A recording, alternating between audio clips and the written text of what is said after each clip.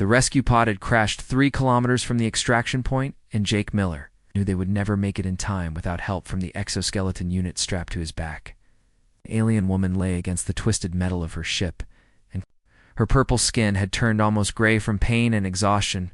"Please leave me here," she whispered in broken English that she had learned from Intercepted. "Human broadcast Sci. Slow you down. Your people die because of me." Jake checked his scanner again and saw the enemy patrol sweeping through the canyon below them. He had maybe 6 hours before they reached this position, and the woman could not walk any more after the crash had shattered her leg in 3 places. "Not happening," he said firmly as he activated the exoskeleton and felt the hydraulic supports lock into place around his arms and spine. Military-grade suit could multiply his strength by a factor of 10 and carry up to 300 kilograms for extended periods. "You do not understand," she said, and her large amber eyes filled with tears that looked like liquid gold. "My people brought war to your world. I am enemy. You should hate me." Jake knelt beside her and carefully examined her injuries. She had tried to set the leg herself, using pieces of her flight suit as splints, but the bone had broken through the skin and infection was already setting in. "Crashed your ship trying to warn us about the ambush," he said. "Quietly, 40 of my unit are alive because you broke formation and transmitted those coordinates that makes you friend, not enemy."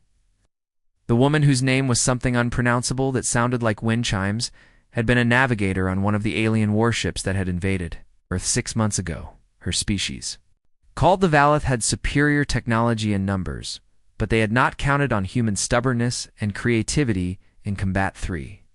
Days ago, she had detected a massive trap being prepared for the human resistance forces in Sector 7, and she had made a choice that would brand her as traitor to her own kind. Sure, had stolen a scout ship and transmitted the enemy battle plans directly to the human command center before her own people could stop Hertha Valeth. Commanders had sent 3 hunter ships after her, and she had barely escaped through the asteroid field before crash. Landing on this frozen moon, Jake had been part of the extraction team sent to recover her, but the mission had gone sideways.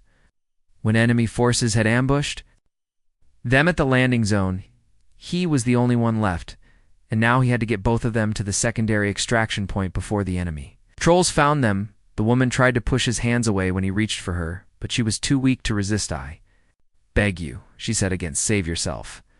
Tell your commanders what I told you about the weapon facilities. That information is more important than my life." Jake ignored her protests and carefully lifted her into his arms. The exoskeleton winced softly as it distributed her weight across the load-bearing frame, and he adjusted the straps to make sure she was secure against his chest. Her head fell against his shoulder, and he could feel her trembling from cold and shock.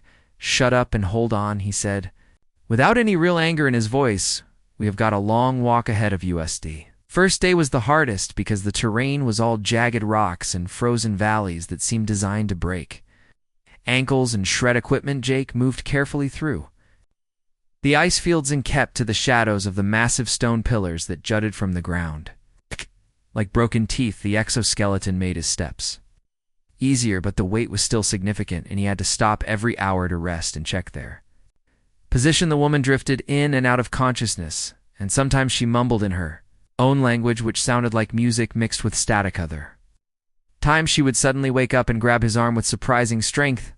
"You must leave me," she would sigh. "I am dead weight. You cannot carry me for 3 days.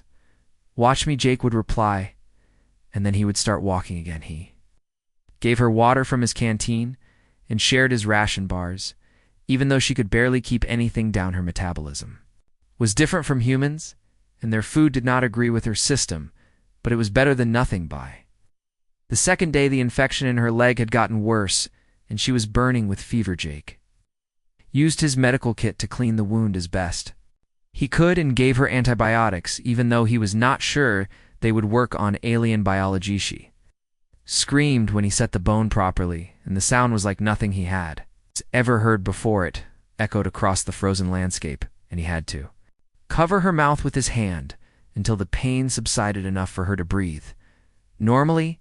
"I am sorry," she gasped when he finally took his hand away. "Tried not to make noise. You did fine."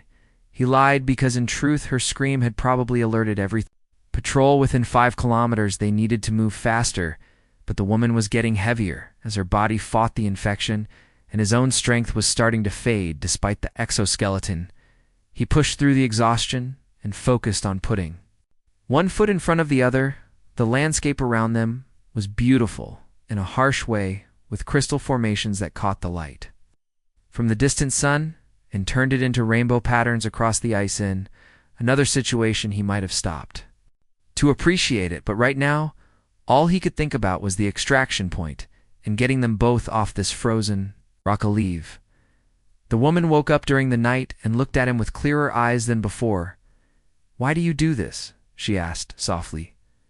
"Do not know." May could be lying about everything, could be, Jake admitted as he checked the scanner again. "But my gut says you are telling the truth. Besides, anyone willing to betray their own people to stop a war deserves a chance."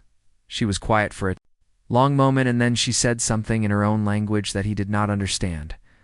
"What does that mean?" he asked. "Teat means your heart is stronger than your armor," she translated. "It is something my mother used to say about warriors who fight for others instead of glory." Jake felt his face get warm, and he was glad for the darkness that hid his embarrassment. "Yeah, well, someone has got to be the idiot who does not know when to quit."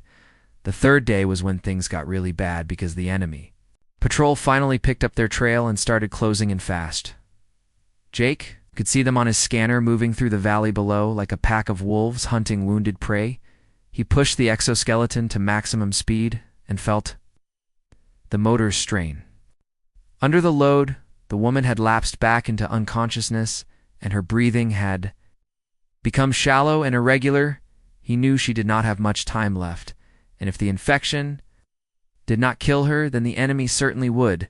The extraction point was on top of a ridge that overlooked the frozen sea, and Jake could see the landing pad from half a kilometer away. Their transport ship was already there waiting for them with its engines hot and ready to launch. He activated his emergency beacon and saw the acknowledgement signal flash on his display. They knew he was coming, and they would wait for him, but not for long, because enemy reinforcements were probably already on their way. Jake started climbing the ridge, and the exoskeleton groaned. With every step, his legs felt like they were made of lead, and his lungs burned from the thin atmosphere. But he kept moving, because stopping meant dying, and he had not carried this woman for 3 days. Just to fail at the finish line. The enemy patrol reached the base of the ridge just as he made it halfway up, and he could hear their weapons charging plasma. Bolts started hitting the rocks around him, and he hunched over to protect the woman with his body. One bolt caught his shoulder and burned through the armor plating like paper. The pain was incredible, but the exoskeleton kept working, and that was all that mattered. He could see soldiers running down the transport ramp to cover him, and their weapons' fire forced the enemy to take cover. Jake used the distraction to push up the last 100 meters, and then he was stumbling onto the landing pad with the woman still clutched against his chest. "Medic," he shouted as he fell to his knees. "She needs help now." The medical team swarmed around them and carefully pulled the woman from his arms. He watched them carry her into the transport, and then someone was helping him up and guiding him toward the ramp. The exoskeleton finally gave out as they lifted off, and Jake felt it lock up completely. From stress damage, he managed to get it off with help from the crew, and then he collapsed into a seat and watched the frozen moon fall away. Beneath them, the medic came over an hour later and gave him a tired smile.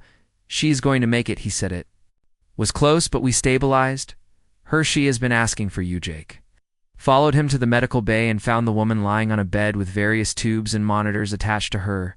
Her skin had regained some of its purple color, and her eyes were clear when she looked at him. "You carried me for 3 days, she said in wonder, "even when I begged you to leave me." "Yeah, well," Jake said as he sat down beside her bed, "I am stubborn like that."